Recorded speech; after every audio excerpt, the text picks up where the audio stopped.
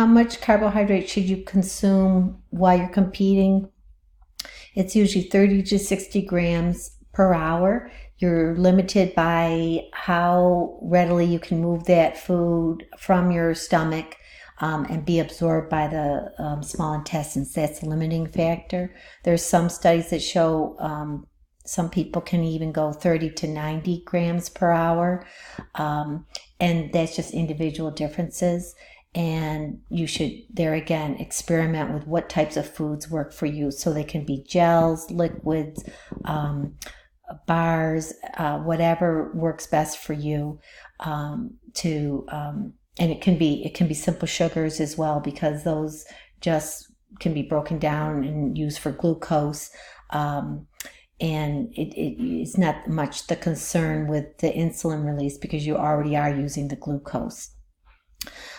So those 30 to 60 grams per hour, they should start as soon as you start exercising, or early on in exercising. You shouldn't wait till you've already depleted more of your glycogen. It should begin and just do it regular intervals throughout. And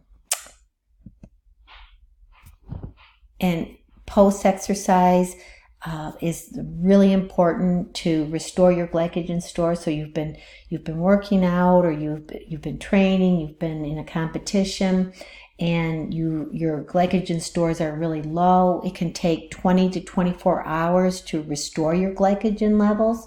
So ideally you should start as soon as possible. Some say within 15 minutes after your workout, you should start consuming carbohydrates.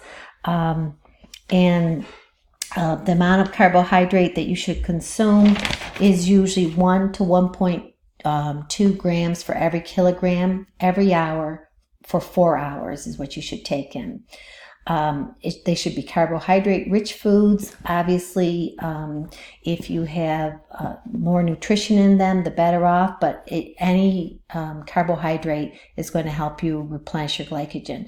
And the reason why you want your glycogen replenished, especially if you're an athlete that exercises daily, and trains intensely, if your glycogen is depleted and you don't restore it, and you go to work out or train the next day, you're not going to be able to exercise as intensely or as long, and it's going to affect your training effect.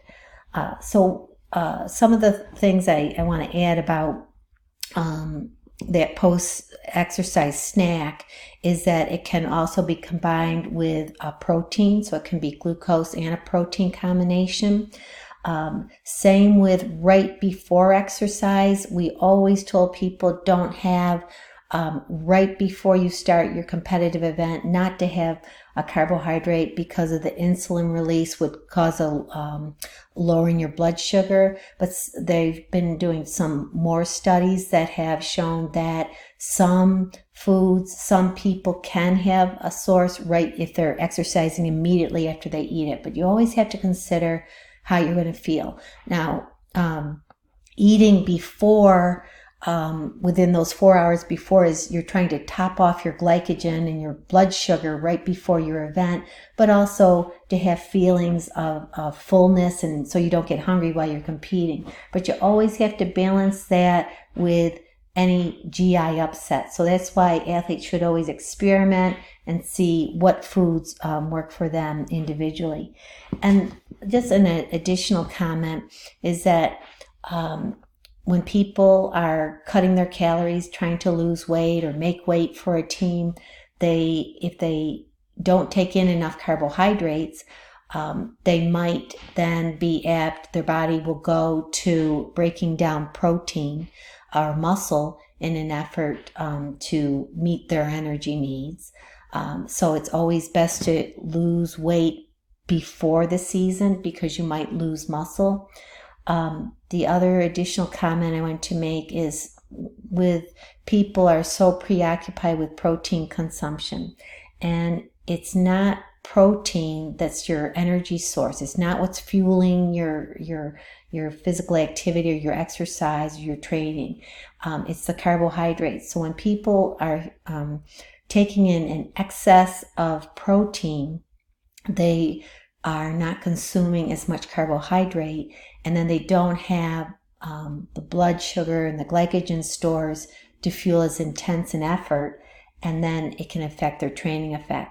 So carbohydrates are really important for endurance athletes as well as strength training athletes, because carbohydrates are the primary source for resistance training as well. And that is it.